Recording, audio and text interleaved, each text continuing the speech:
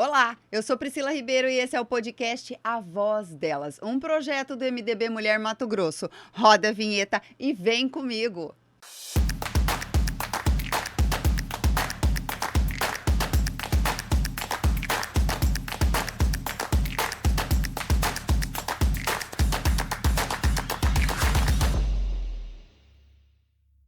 Conhecida como Coronel Vânia, ela é Vânia Garcia Rosa, natural de Guiratinga e possui mais de 25 anos na atuação da segurança pública. Coronel da Polícia Militar, comandou a Patrulha Maria da Penha, desenvolvendo um trabalho voltado ao enfrentamento da violência doméstica. É bacharel em segurança pública pela Universidade Federal do Mato Grosso, com especialização em administração pública e psicanálise. Também concluiu cursos de aperfeiçoamento de oficiais pela Polícia Militar. Foi candidata a deputada estadual em 2022, conquistando 1.322 votos e ficando como suplente. Eleita como vice-prefeita em Cuiabá em 2024, tornando-se a terceira mulher a ocupar esse cargo na história do município. Atualmente, preside o MDB Mulher em Cuiabá. O podcast A Voz Delas recebe hoje ela, Coronel Vânia. Que delícia você aqui! Olá, Priscila, obrigada aí por esse espaço de fala. Mais uma ela no A Voz Delas, né? A gente está aí para esclarecer para a sociedade essa história da Vânia Garcia Rosa.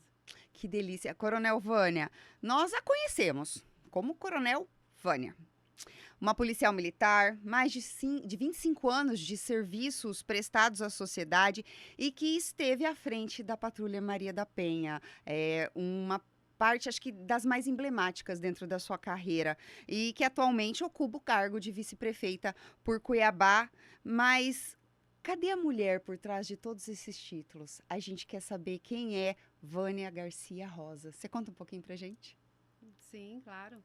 Essa mulher ainda está aqui. É mais uma dessas que nasceu num berço não tão abastado, carente mesmo, e que foi buscando nas oportunidades uma ascensão social, e a melhor delas foi o estudo, logicamente. Meus pais, sem estudo, visaram, né, tiveram essa visão maior do que eles mesmos, e ascenderam as nossas gerações aí através desse estudo.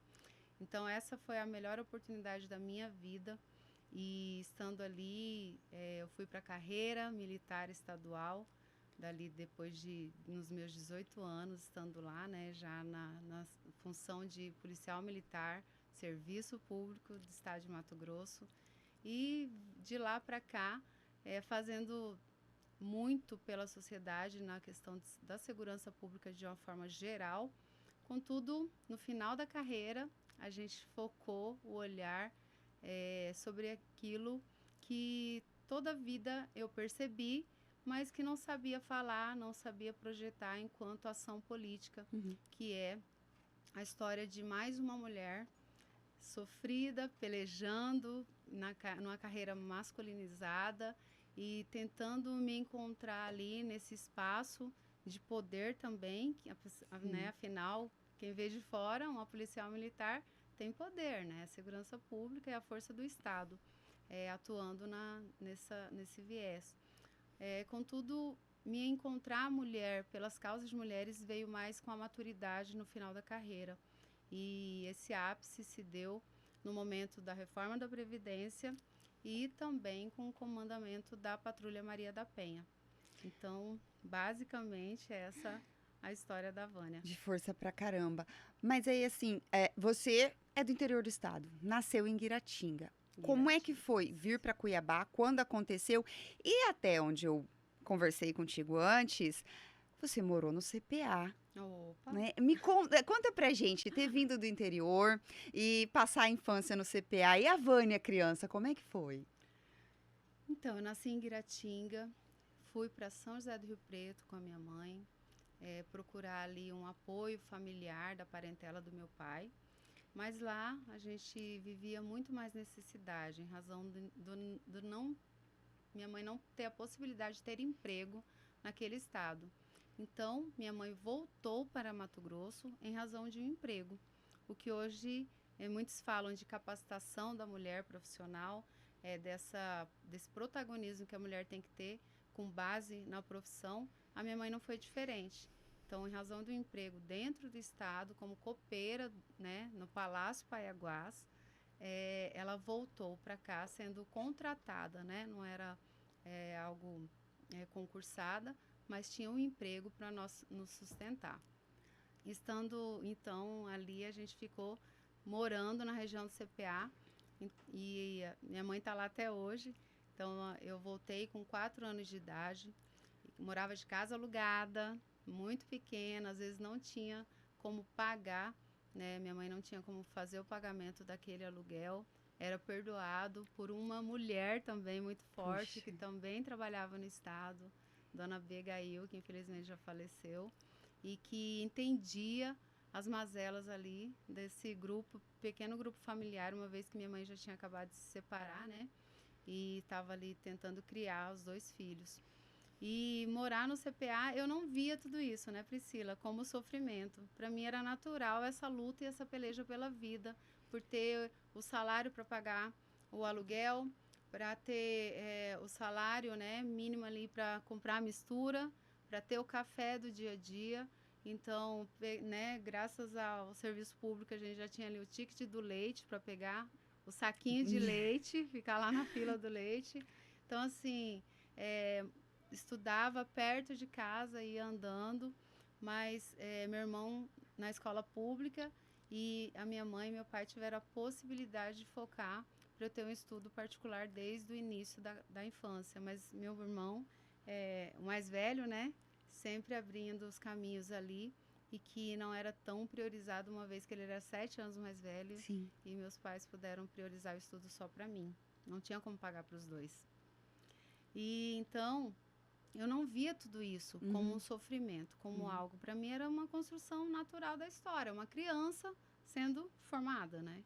E estar no CPA sempre foi algo muito alegre, muito que me proporcionou muita infância, muita brincadeira de rua, Ai, que pega-pega, delícia. esconde-esconde, tá com a gurizada, socar pedra no telhado dos outros, né? Gurizada faz isso até hoje. E sair correndo, sabe? Pedrinha, que é isso? Você não fez, Priscila? Bastante. Não. E eu tinha estilingue também. Ah, então, aqueles campeonatos também saudáveis ali, a gente fazia medalha de tampinha de garrafa, rolemã, taco. Então, assim, minha primeira bicicleta, eu era apaixonada e caía na BMX do meu irmão. Então, assim, uma casa muito simples, né, com aquele quintal grande, alugada, um cachorro. Então, minha infância foi muito frutífera. Infância de verdade, Muito Vânia. frutífera, muito. Então, assim, eu tenho vários ralados na perna aqui e eu sou feliz por isso, sabe? Então, eu acho que eu aprendi a lida desde essa época. E fora isso, o trabalho também. Sim. Então, desde os meus 7 anos, eu ia com a minha mãe, né, para a Copa do Estado e ali ajudava a fazer uma coisa ou outra, mas principalmente nos bicos, né, que minha mãe fazia de faxina e a gente estava ali para ajudar. Eu já fui babá com 9 anos de idade, ajudava a vender espetinho em torno dos 12, passava roupa de vizinha. Então, assim, o trabalho e o estudo sempre me foi muito natural, essa construção, mas não deixei de ser criança. Então, Você fala muito do estudo, o estudo. Por várias vezes, enquanto você está me contando esse pedacinho da sua história, o estudo. O seu irmão foi fazer medicina. Sim. Né? E você até fala, eu tive a oportunidade de estudar em escola privada e meu irmão em escola pública. E da medicina do seu irmão, você escolheu a carreira militar, na tentativa de dar sustento para a família também. Como é que foi essa trajetória da entrada na carreira militar? Sim. O meu irmão tinha grandes sonhos, né? E o maior deles era ser médico. Então, desde muito novo, estando ali no colégio André Avelino, quem é do André Avelino sabe, CPA, está lá até hoje, uma escola. Ele saiu com essa expectativa de passar numa escola, no ensino público, né? Uma vez que não tinha condição de pagar a medicina. Ele estudou muito tempo, teve que estudar muito tempo em cursinho para recompor o estudo que, infelizmente, a escola pública até hoje não dá suficiente, por isso a gente tem que abrir algumas cotas, né? Isso é um fato, infelizmente. Mas eu, tendo o estudo, eu consegui verificar que talvez era hora de eu colaborar com esses aspectos social, né? Que dentro da minha casa, dentro do seio familiar, financeiro. Então, eu tive essa visão. E para mim foi mais do que uma oportunidade, uma necessidade de estar numa carreira policial militar, uma vez que, a partir dali, eu já teria o meu salário. É verdade. A minha autonomia e poderia estar ajudando minha mãe enquanto meu irmão cursava medicina. Seu irmão foi prestar vestibular para medicina com 17, 18 anos. Foi a mesma época que eu fui prestar vestibular também. E com 18 anos, daí você entra nas Forças Armadas, 1999. Como é que foi essa trajetória? E aí não dá para não te perguntar. Ainda mais sendo mulher. Naquela época, uma carreira majoritariamente masculina. Conta pra gente essa trajetória, porque durante toda essa carreira toda, a entrada e o processo todo, você foi crescendo, foi amadurecendo mais, veio uma outra faculdade. Como é que foi essa trajetória? Essa chegada na carreira. Então, Priscila, sabe aquela situação de temos que ir, vamos fazer? Então, a gente tem um momento que não é que a gente para de sonhar, mas a gente coloca os pés no chão. Sim. Então, logicamente que a carreira policial militar é algo muito cobiçado até por muitas mulheres, principalmente, que estão ali, né, vendo aquela farda, aquela nobreza que, né, um olhar altivo da policial militar traz. Eu não tinha só essa visão.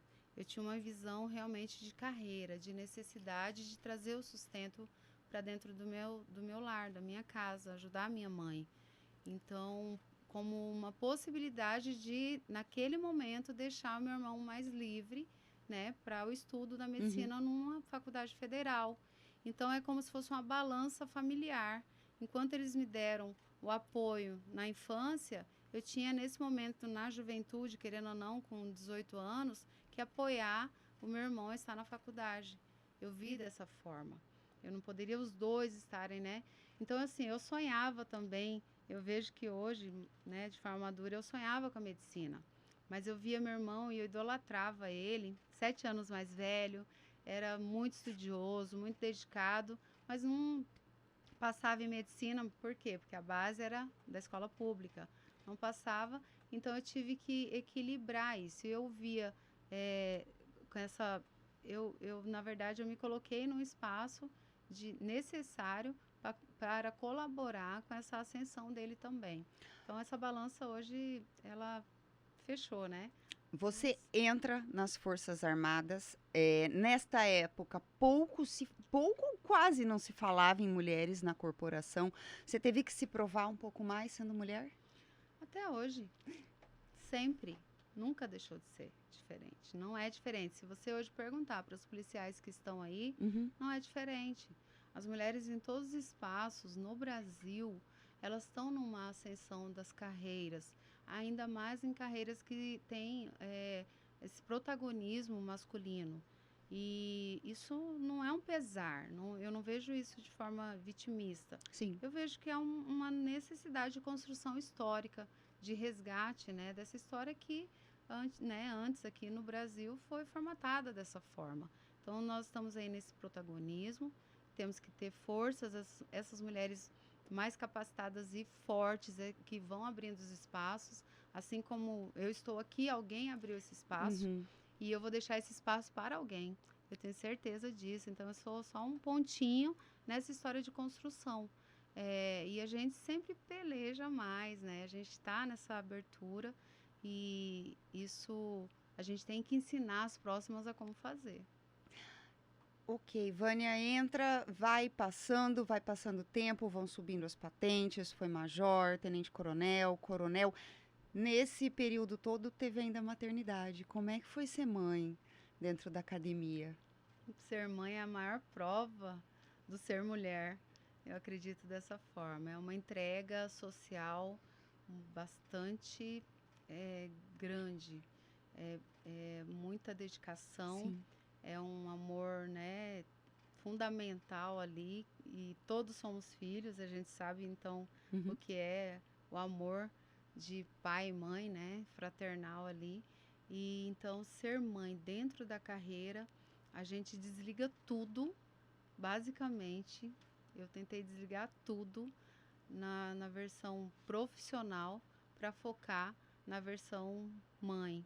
Contudo, logicamente, a vida não para.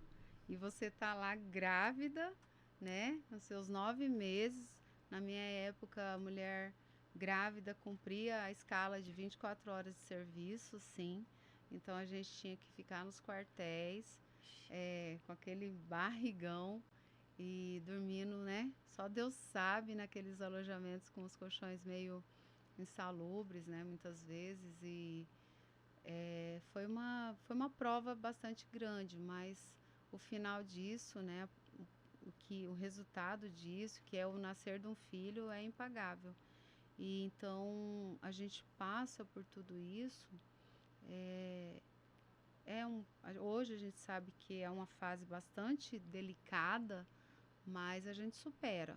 Eu acredito assim como essa construção teve desde a infância, né, dessa moleca caindo de BMX e tudo mais, e aí entrando numa carreira masculinizada. Então essas formatações, essas formações nos dão base, estrutura, né, emocional, física, para chegar no ponto de ser mãe de forma madura e ali tá alcançando, sabe, o próximo degrauzinho. Mas é desafiador, sim. Sempre é, Priscila. Quando você olha os meninos hoje que estão quase da sua altura, Uhum, valeu a sim. pena cada coisa? Ai, cada centavo ainda vale. Sempre. Faria tudo de novo. Tudo de novo eu faria. Sabe, na minha carreira, na minha construção. Não tenho arrependimentos. Não tenho, não tenho. Eu vejo que cada sofrer, cada momento e cada ganho, cada vitória foi extremamente importante para formatar essa mulher que hoje eu sou. Então não existe, ninguém entrega algo. Eu vejo que não tem essa entrega. Sempre quando essas mulheres que estão fortes, elas receberam algo muito forte de alguém. Alguém deixou essa construção. E a gente só vai buscando essas oportunidades. A gente tem que enxergar as oportunidades que vem na Sim. vida da gente. Então eu faria tudo de novo, com certeza. Coronel Vânia, não tem como não olhar para você e te desvencilhar do comando da Patrulha Maria da Penha. Qualquer mulher, qualquer cidadão cuiabano olha e lembra né, de você estar à frente da Patrulha Maria da Penha. E todo o trabalho que você fez com referência às pautas relacionadas ao enfrentamento da violência contra a mulher. Mas como foi agora a sua entrada na política? Como é que apareceu o Coronel Vânia na política? Coronel Vânia, na política, nasceu tenente-coronel em 2018, 19, Uhum. com a reforma da Previdência. Né, nós teremos aí, próximo, né, no ano, está se formatando aí a reforma tributária. Uhum. Naquela época era a reforma da Previdência, ou seja, a reforma, né, a grande mudança do momento do final da carreira, ir para a aposentadoria, ir para a reserva remunerada de toda a sociedade brasileira. Focando ali nas mulheres policiais e bombeiros militares do Brasil todo, elas tinham uma perca extremamente grandiosa, uma vez que nós teríamos que cumprir, além do tempo já estipulado que tínhamos ali no começo da carreira, 10 anos a mais de brinde para cumprir no serviço policial militar, que não é fácil ser militar. Então, vendo isso, né, analisando, acompanhando ali de dentro da minha função policial militar. Sim. E de dentro de casa, uma vez que eu não conhecia nenhum presidente de bairro em 2019, eu falei, gente, alguém tem que fazer alguma coisa. Será quem que está lutando por mim lá? E aí, observando que nem as associações policiais não estavam fazendo nada dentro do nosso estado. Falei, tá, então vamos provocar isso.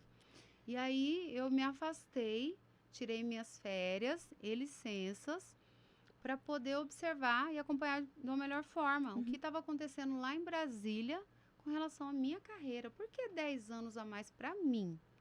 Né? E para todas as mulheres policiais e bombeiros militares do Brasil. E aí as mulheres sempre pagando o preço a mais.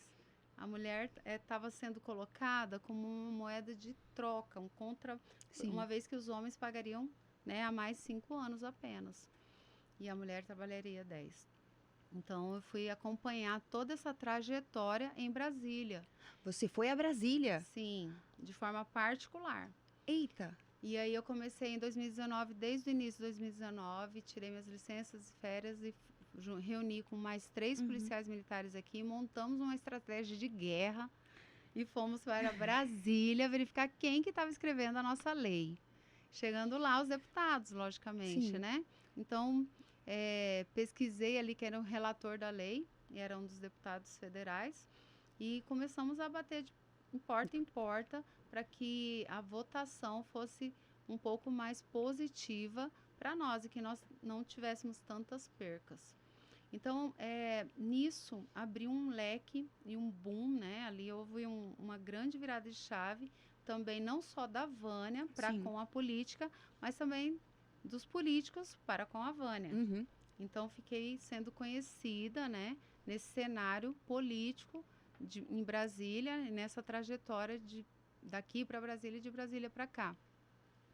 E então, o PL, né, através do presidente hoje do PL, que é o Ananias, ele, após eu ter feito, né, a gente ter feito lá grandes ganhos, né, nessa causa da Previdência, e aí a gente teve um pedágio menor do que esses 10 anos, voltei para Cuiabá, fui trabalhar na Associação dos Oficiais, isso, né, já em 2020, e quando foi em 2022, o PL se lembrou lá de mim e me convidou para ser candidata a deputada estadual. Eu nem sabia o que era, como fazia isso. E eu fui, aceitei o desafio, pesquisei ali um pouquinho o que eu tinha que fazer, coloquei meu carrinho particular com uma caixinha de som, fiz um jingle, mandei, né, fazer alguns panfletos ali e fui para a rua pedir voto e falar quem era a Coronel Vânia e que a gente tinha uma pauta muito focada nas mulheres e na segurança pública. Então, assim nasceu a versão Vânia política, Vânia na política e Vânia na política partidária. Isso, então, 19 a 22. Por fim, você acabou entrando como suplente. Foi bem expressivo isso. Sim, uma vez que em 40 dias de campanha eu consegui ser a melhor votada das mulheres. Sem recurso, com carro próprio, jingle feito por você mesma. Exatamente, na tora, como falam, né? Foi na tora, mas eu fiz com muita disciplina. Então, eu não amanhecia dentro de casa. Eu coloquei um fardamento lá diferente, que é esse que a calça eu uso até, né, até hoje, que é aquela caque. Coloquei uma camiseta polo e bonezinho, vamos pra rua pedir voto, melasma que lute, né? Então, e voto a voto, carro por carro, dentro da corporação tentando divulgar aquilo ao máximo possível, falando da minha expectativa enquanto agora nascendo essa versão política, né? Dos projetos que na minha mente poderiam dar certo aí para a sociedade, principalmente no viés da segurança, uma vez que eu ainda não era ali comandante da Patrulha Maria da Penha, e fui para a luta. E isso eu fui a melhor votada, então, das mulheres dentro do PL. Aquele primeiro holofote que se voltou a seu favor, buscando regularizar a situação previdenciária dos militares, repercutiu nessa excelente votação, porque você ficou como suplente sem ter ainda uma carreira política. Aí veio a Patrulha Maria da Penha. E que daí sim, eu acho que os holofotes se voltaram para você, porque também é política o que você teve que fazer dentro da Patrulha Maria da Penha, por ter que propiciar uma série de questões. E aí, como foi liderar a Patrulha Maria da Penha em Cuiabá? Porque você acabou atuando no acompanhamento de assim, de milhares de mulheres, podemos dizer assim, porque tem até Sim, números aí, se as pessoas sim, procurarem todo o teu trabalho liderando a sim. Patrulha Maria da Penha. Foram medidas protetivas, as mais diversas ações no combate à violência doméstica.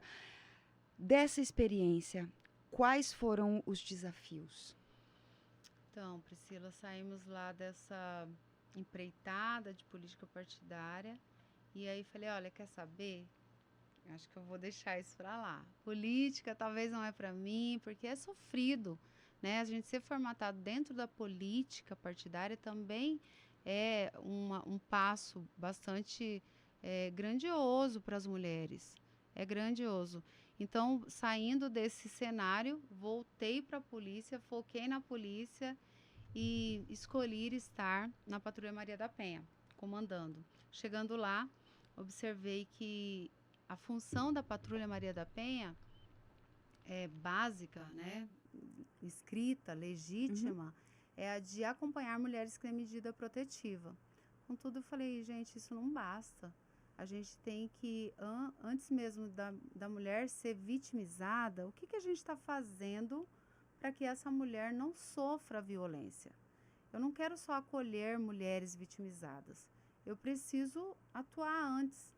Então, nisso, eu foquei, estando no comando da Patrulha Maria da Penha, além de acolher as mulheres que eram vítimas, em proporcionar ali palestras que levava aos ambientes educacionais ou quem quer que fosse que chamasse para nós estarmos juntos o que era a Patrulha Maria da Penha, o que era violência doméstica e o que a gente tinha que fazer para fazer essa prevenção e enfrentamento à violência contra a mulher e enfrentamento contra a violência doméstica. Então, abriu um leque ali da função. Nós cumpríamos, então, o que era legítimo, Sim. legal e formal e necessário, obrigatório dentro da Patrulha Maria da Penha, mas também, isso com 11 policiais trabalhando, mas também nós íamos na ação preventiva. Eu sempre achei que a prevenção é isso que vai evitar que as mulheres deixem de sofrer violência. É isso, não adianta a gente estar sempre acolhendo vítimas. Eu não quero vítimas, a gente precisa prevenir que essas vítimas não nos cheguem. O Estado, ele paga muito mais por Sim. acolher vítimas. E eu vejo que parece que há um ganho, sabe, nisso. Então, estar na patrulha, Priscila, me abriu a visão muito ampla sobre o que é violência doméstica. Então, 23 anos dentro da carreira policial militar, Uhum. atuando de forma muito correta, muito severa, muito íntegra dentro da segurança pública do Estado, mas eu não sabia o que era violência contra a mulher. E eu, mulher. E eu, né, agora a gente conceitua aquilo que eu vivenciei muitas vezes durante a carreira. Então, estar na Patrulha Maria da Penha me trouxe a conceituação, o saber daquilo tudo que eu passei. Falei, gente, aquilo que eu passava então era violência. Olha isso. Então, eu tive um aprendizado muito maior do que uma entrega. Eu entreguei, lógico, a versão de prevenção para a Patrulha Maria da Penha. A gente fez o que é o acolhimento, né, o formal da Patrulha Maria da Penha, mas eu aprendi também na minha vida pessoal e profissional que tudo que eu tinha vivenciado, muito do que eu tinha vivenciado, era violência. E muitas vezes violência institucional que a gente fala, né? E então isso para mim foi um aprendizado impagável. Eu só agradeço a oportunidade que Deus me deu de poder estar no comando da Patrulha Maria da Penha, sendo componente daquela equipe que faz um trabalho fenomenal aqui dentro do nosso Sim. estado. Então, eu mais aprendi do que entreguei, sabe, Priscila? Você fala assim, fui à frente da patrulha, achei que estava na hora de dar uma afastadinha da política partidária, mas eu acho que foi exatamente aí que te Foi. fez voltar para a política, porque você viu que essa tua atuação de executar a lei não era suficiente, aí você veio buscar Exatamente. políticas públicas Perfeito. efetivas, foi isso? Perfeitamente. Perfeitamente. Esse foi o grande catalisador, né? A motivação maior é verificar que até quando as políticas serão voltadas para receber essa mulher sofrida. Então a gente tem que atuar antes disso. E aí voltando lá na educação, a base da nossa sociedade é sempre essa educação, por isso que eu valorizo tanto a educação. Logicamente que a saúde é primordial, Claro. né? Não tem como viver, né? A gente adoecer, você sabe como funciona. Muito ruim ficar doente. Então, a saúde é primordial, mas a educação é o que nos faz pular gerações, ascender. A minha mãe, minha mãe quase não tem estudo. E eu falo com meu irmão, a gente conversa, a gente pulou algumas gerações através do estudo. É o estudo que trouxe isso. Então, estar nesse espaço de só acolher mulheres, só acolher vítimas, só prender agressores, então me fez nascer uma visão muito maior, muito mais ampla do que é prevenção. E é isso que me movimenta, sabe? Até hoje é o que mais me é genuíno. É aquilo que eu entrego todos os dias. É muito verdadeiro. Para mim é muito natural falar sobre a mulher, o que a mulher passa, a necessidade da mulher como construção social, como valorização dentro desse nosso elo aí e célula familiar. É muito natural isso, e é o que hoje me movimenta, até hoje. Olha só, Vânia, vamos entrar aí num pedaço meio espinhoso, tá? Porque a gente acompanhou todos os acontecimentos aí em Cuiabá, envolvendo seu nome, desde os atritos, logo que você assumiu a vice-prefeitura, como vice-prefeita. Você se manteve em pé esse tempo todo, enfrentou ataque, enfrentou pessoas, passou pela mudança do partido, vem se consolidando, inclusive, como uma figura proeminente na política mato-grossense e se tornou presidente do MDB Cuiabá e agora busca uma vaga no parlamento estadual. Né? Você está aí como pré-candidata à Assembleia Legislativa. Como que você avalia esse momento na sua vida política? Eu avalio como um momento de vitória. A vitória não é minha. A vitória, mais uma vez eu digo, da mulher dentro de um espaço de política. Isso é muito importante, isso é extremamente relevante.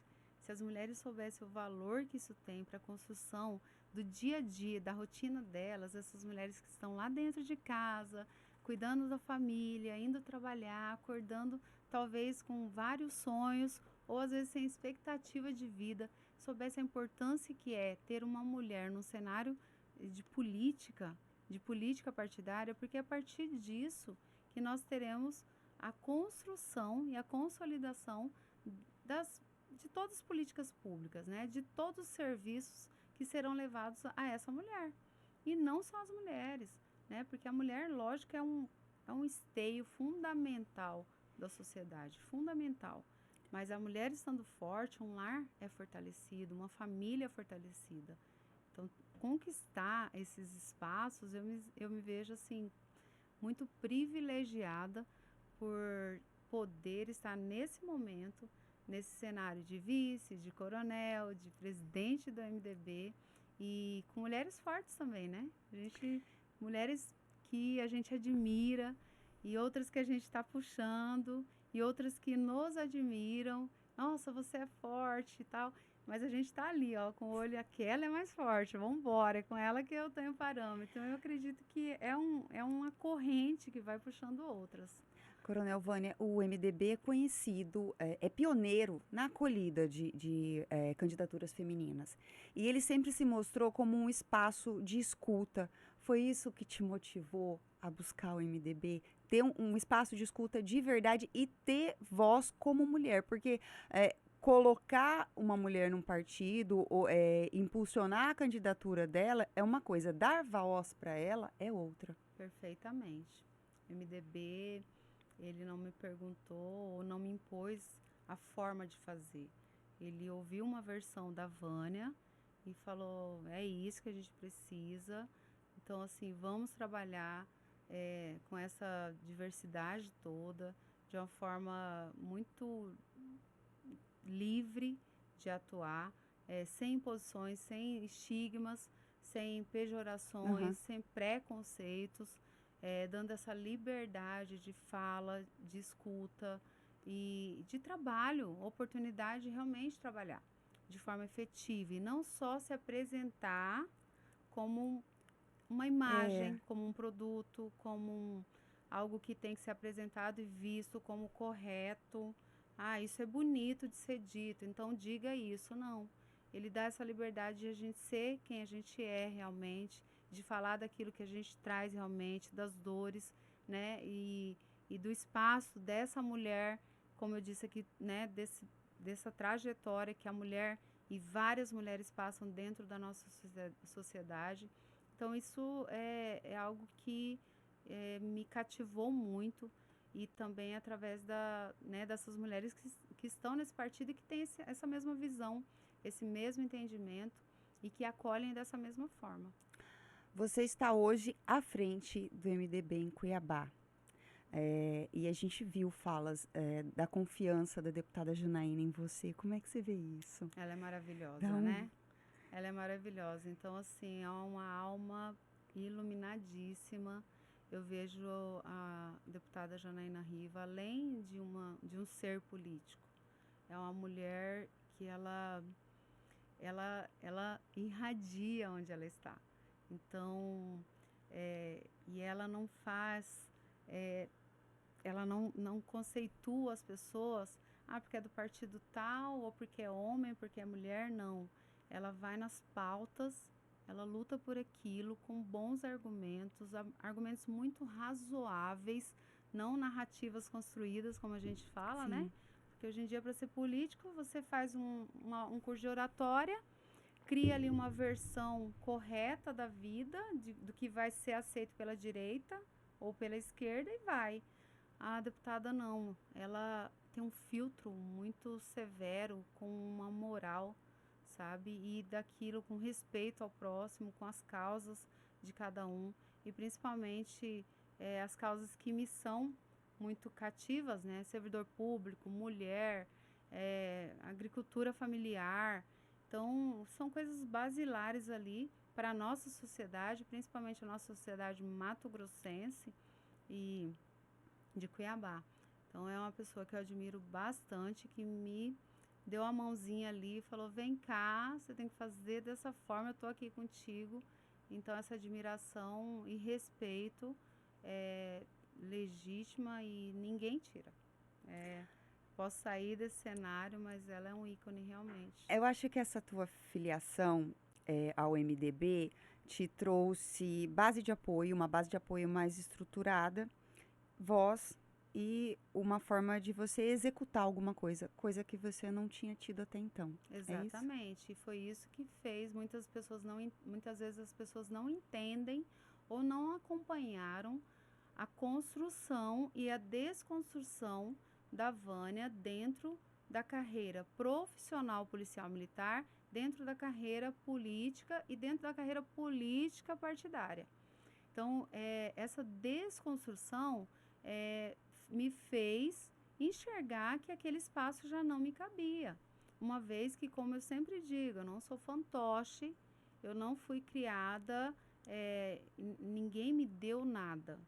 Então, sempre eu busquei a oportunidade, né, abraçando as oportunidades que surgiam.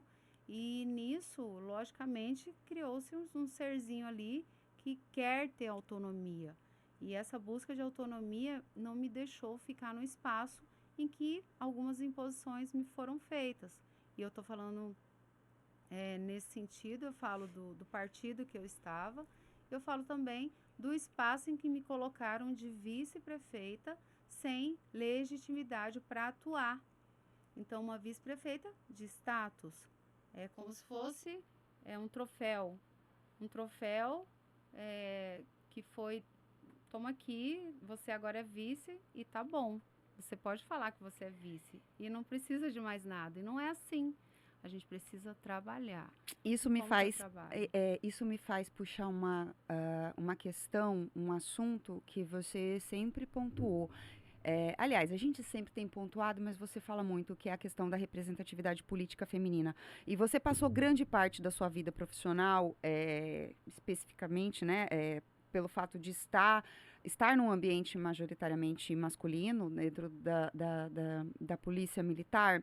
E com o passar do tempo, a gente sabe que vieram mais mulheres dentro da academia. Quando você chegou, não tinha espaço e vieram mais, mas ainda existe esse protagonismo, podemos dizer assim, masculino dentro da polícia e na política também. Como é que você avalia essa representatividade ou não representatividade feminina política que existe no Brasil hoje? Eu vejo que as mulheres precisam se amadurecer para poderem realmente atuar enquanto mulheres na política. Não adianta nós termos cotas em campanha, que é o que existe hoje, temos lá os 30% garantido para a campanha das mulheres enquanto política partidária. Então, eu dou 30% para as mulheres da sociedade concorrerem a um cargo eletivo. Essas mulheres vêm, vencem em razão daquela cota, né, com um critério claro, é mulher, então houve uma cota, você entrou por ser mulher. Chegando dentro da política partidária, as mulheres se esquecem disso. Se esquecem que a oportunidade dela foi pelo ser mulher. E se esquecem em que sentido? No sentido de realmente atuar da forma que for pelas mulheres. Para abrir mais esses espaços, para levar lá na ponta daquela mulher que confiou e votou nessa versão forte da política, da mulher que representa e de repente não se vê representada. A gente precisa resgatar e amadurecer isso e conscientizar as nossas políticas, mulheres que estão na política, para que elas cresçam em cima da versão feminina e do tal empoderamento feminino. Sim. E não se percam. É muito fácil perder dentro de um mundo que é masculinizado e pegar os trejeitos para você se sentir aceita. Enfrentar é bem mais difícil. E a gente está no espaço de enfrentamento. Mais uma vez, o enfrentamento. Enfrentamento à violência. O que é tido como violência? Não é a violência física. Não é, muitas vezes, aquela violência clara, que te xinga, que te agride fisicamente. Mas é uma violência muito mais capciosa, como a gente diz na polícia, muito mais escondida. E isso a gente tem que ter esse discernimento, esse tirocínio e essa coragem para enfrentar esse mundo que a gente está chegando. Sabe, com aquele jeitinho feminino, logicamente, né? Verdade. Mas assim, a gente precisa se manter no espaço de mulher fazendo política para as mulheres. É nisso que a sociedade feminina que a gente traz e masculina também. Sim. Acredita, nossa, minha mãe não merecia passar isso, a minha filha, eu não quero que passe por isso, né? Minhas tias, minhas primas, eu não aceito minha irmã passando por isso. Então, os homens também, eles somam conosco, eles entendem sobre o valor das mulheres, muitos deles. Então, a gente precisa amadurecer enquanto mulher na política, ter coragem e enfrentar. Você citou agora também a questão dos homens se posicionarem e virem assim, eu não quero isso para minha filha, eu não quero isso para minha tia, e as outras mulheres também, de um pensar no outro, se colocar no lugar do outro, né? Sim. E isso me fez eu quero saber um pouquinho, porque você está com um projeto em andamento aí, né? Que é do silêncio privado à voz pública. Esse é o nome do projeto. Que inclusive você vem correndo aí com recursos próprios, né? Você é idealizadora desse projeto. E como que surgiu esse projeto? E mais, de que forma essa iniciativa está conseguindo transformar o silêncio das vítimas em voz de fato? Do silêncio privado à voz pública é um projeto de autonomia, né, autônomo, e nasceu em razão da necessidade de continuar trabalhando. Como eu disse, não tendo um espaço dentro da prefeitura, um espaço de atuação, de função, de poder trabalhar dentro da prefeitura, eu fui buscar aquilo que a corporação, a segurança pública e o ser mulher me capacitou para fazer, e trouxe uma versão de um projeto que ele antecipa os fatos e vai lá ao encontro dessa mulher que talvez não se vê vulnerável à violência doméstica, talvez não se vê como uma possível vítima de violência contra a mulher, e também a gente leva aos homens com esse projeto a consciência sobre o que é violência doméstica, os pormenores, as minúcias, como ela nasce, e só dessa forma, dando essa consciência, sensibilização, que a gente vai frear ali a violência, o aumento dessa violência, para que ela não passe a ser uma violência física, para que ela não venha a ser um dado de feminicídio, e isso sim é prevenção. Então a gente vai através da educação, Sim, né, buscar o resgate e conscientizar jovens, adultos, homens, mulheres e até crianças. A gente consegue levar as crianças de forma muito pedagógica e lúdica, mas a gente está indo em grupos.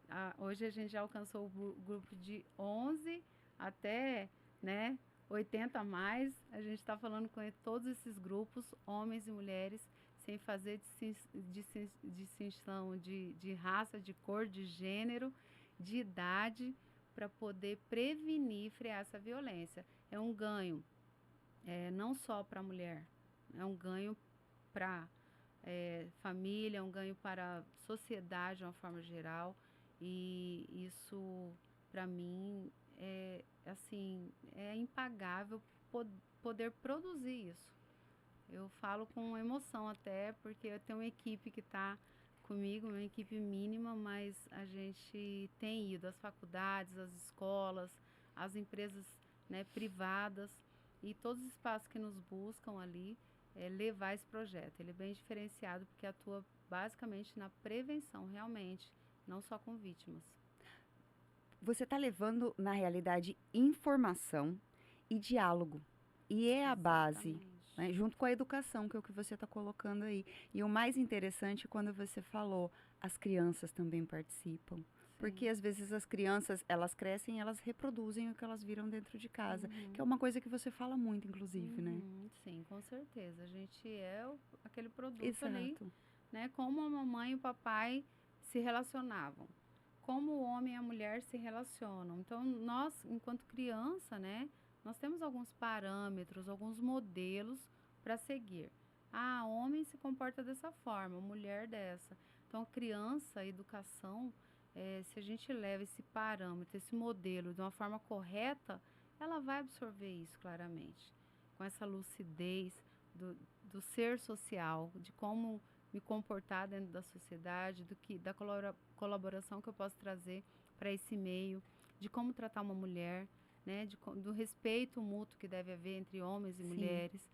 Então, isso é fundamental, é da essência do ser humano. Então, se a gente está levando a educação, a prevenção vem, com certeza ela chega. Né? Você acha que virou mais que um projeto, Vânia? Sempre foi. Ele nasceu, não foi no projeto, ele nasceu de uma vontade muito que está aqui dentro, sabe? Que tem muito mais para levar.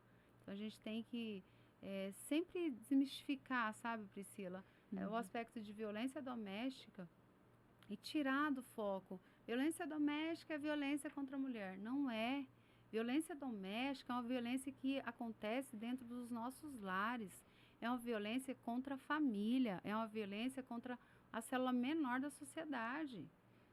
É a violência basilar ali do meio, do núcleo social, que é a família. Então, enfrentar a violência doméstica é enfrentar a violência que hoje desfaz o nosso núcleo familiar, nosso seio, nosso berço, os nossos lares. Então, é desse tipo de enfrentamento. Logicamente que a mulher tem sofrido muito mais, né? Sim. Tanto é que a nossa lei de 2006 para cá, né? A nossa lei Maria da Penha, 11.340, vem, lógico, colocar essa lupa em cima da violência contra a mulher. Mas não é só a mulher que sofre com a violência doméstica. Não é. Quando você fala de lei e está trazendo tudo isso, e quando eu falei, né, não é só um projeto, você esteve à frente da Patrulha Maria da Penha, desde o seu ingresso à Polícia Militar, até mais recentemente, compondo o Executivo Municipal, o comando da patrulha, e essas coisas foram vistas com maior destaque na sua carreira, a sua capacidade de liderança principalmente. Agora, você está colocando o seu nome à disposição, está como pré-candidata à Assembleia Legislativa e, além de defender as pautas ligadas à violência da mulher, quais são as outras bandeiras que você vem abarcando aí? Mulher é o foco maior, né? Uma vez que, como eu falo, como eu disse aqui, não é pura e simplesmente pela mulher, é por esse ser, esse gênero que hoje tem sofrido muito mais com a violência, mas o produto disso é a desconstrução familiar. É uma desconstrução extremamente importante para qualquer ser humano. Uhum. Então, o foco é a mulher em si, mas a mulher também, ela tem o viés de mãe atípica, né? Eu sou mãe de autista. E as mães, ninguém fala, basicamente, sobre a peleja que é ser mãe atípica. A mulher, na versão da necessidade, não só da capacitação profissional, mas também do emprego. Muitas vezes a gente vê, vamos fazer capacitação profissional para as mulheres, capacitação profissional para as mulheres, Tá, e o emprego dessa mulher, gente? Como que tá? Quando se fala de emprego, vai empregar ela onde? Quem que vai ensinar? Quem que vai dar a oportunidade? Sim. Isso não está na lei. Então, quando a gente chega lá dentro da empresa e vê que as mulheres, após a gravidez, são dispensadas, né? Então, a gente está falando de garantia de emprego. Não adianta só dar capacitação profissional, sendo que lá dentro do espaço profissional, essa mulher ainda sofre para ter essa autonomia. Tudo bem se ela quiser ficar em casa, mas às vezes na maioria das vezes, ela não quer estar em casa. Então, a gente está falando de resguardar a mulher como um ser íntegro. Essa mulher que não tem emprego é a mulher que colaborava dentro da família. Exatamente. E que muitas vezes é mãe solo. E que muitas vezes tem um marido que está contando com aquele apoio financeiro também. E que através disso, dessa falta de emprego, ela vai talvez trazer uma celeuma ali familiar, um problema familiar, gerando violência doméstica muitas vezes, a falta de autonomia. Então, essa mulher, ela tem várias versões e focar e olhar ela por vários ângulos é necessário. Servidor público, né, para mim, é basilar. Não aceito ninguém falando mal de servidor público. Eu não aceito. Uma vez que hoje eu vejo uma grande... É um negócio fazer a desconstrução do serviço público para criticar depois o servidor público em si, mas continuamos recolhendo os impostos altíssimos e aumentando mais.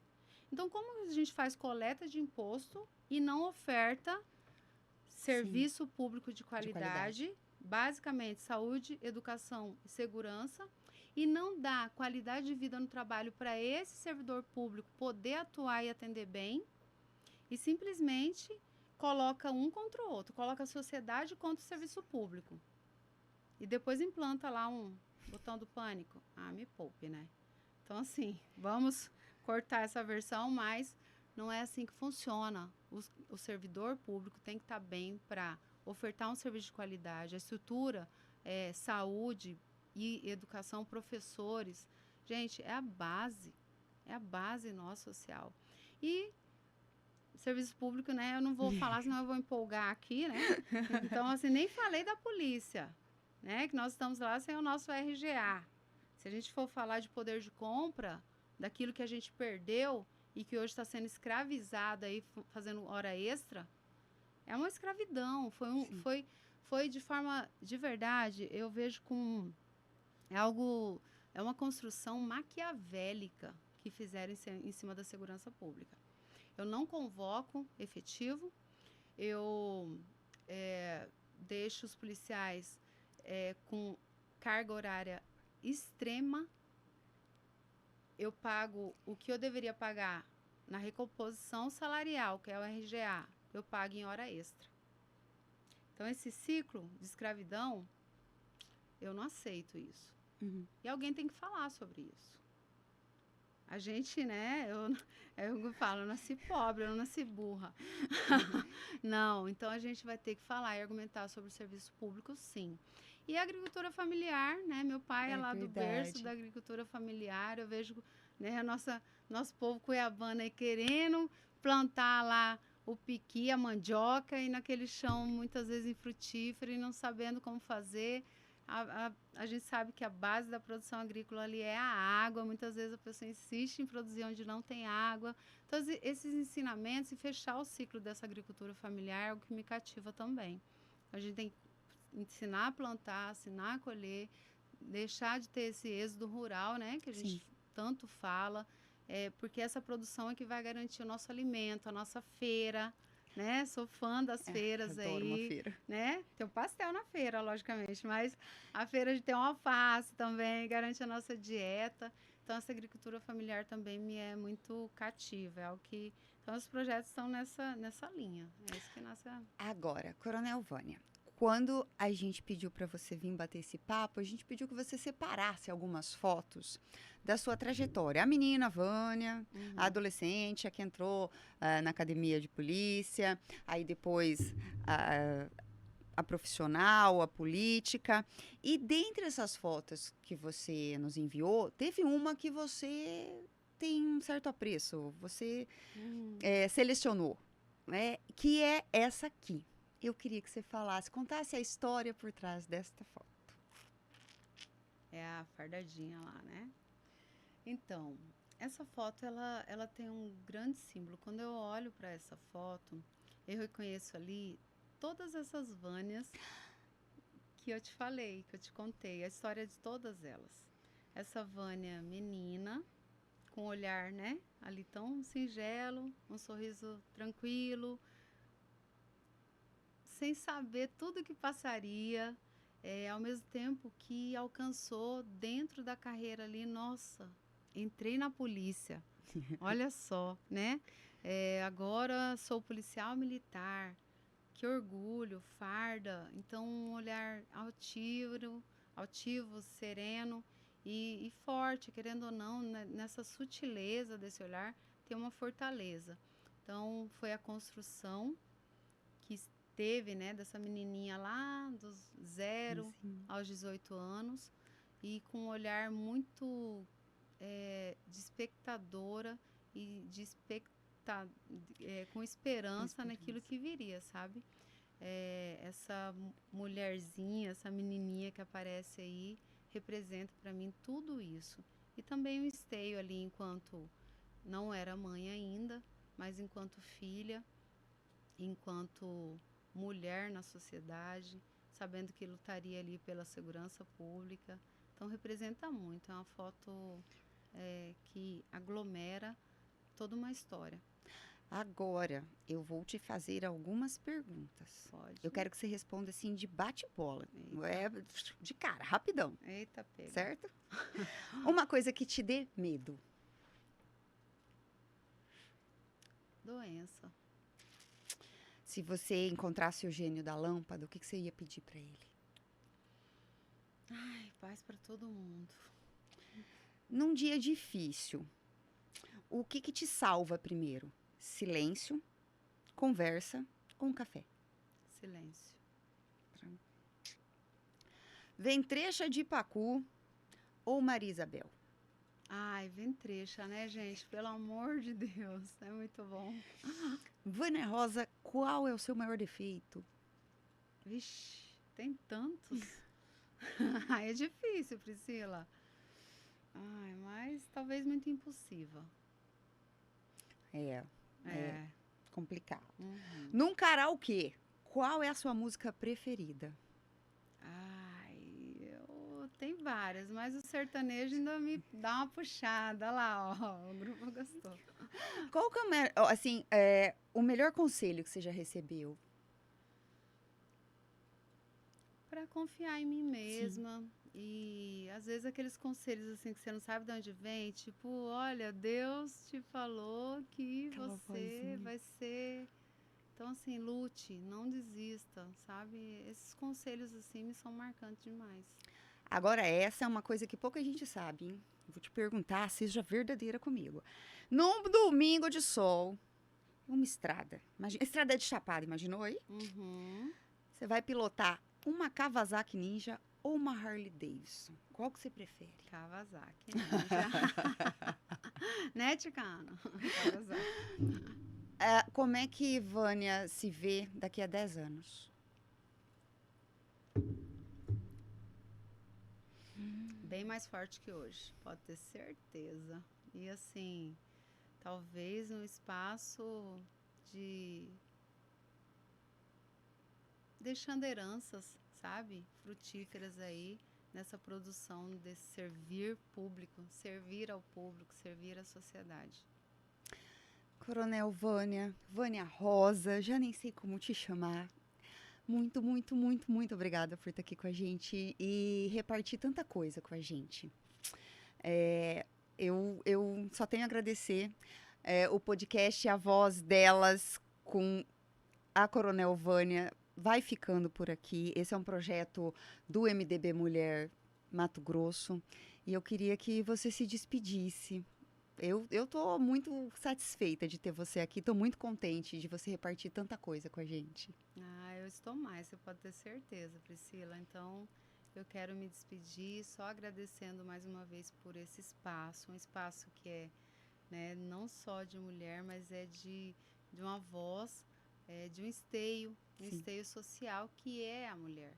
Então, assim, enquanto a gente não nos valorizarmos o máximo possível e levar esse valor para as outras que muitas vezes têm essa esperança, né, e essa admiração por nós, é isso que a gente está fazendo, é isso que a gente está produzindo. E isso é de grande valia aí. Eu só sou mais uma, como eu sempre falo, nessa história, nessa construção de história. E você é uma delas, logicamente, todas essas mulheres que estão aí, né, aqui nos bastidores. E eu espero que os homens nos aceitem, nos acolham, nos deem esse apoio e nos ajudem também a levar essa mulher para um espaço que ela merece, de não violência, de não mais ao feminicídio, um espaço de educação, de civilidade, de respeito. É o que a gente precisa, é o que a gente precisa dentro da nossa sociedade. Obrigada, Vânia. Você acompanha tudo no YouTube e no Spotify do MDB Mato Grosso.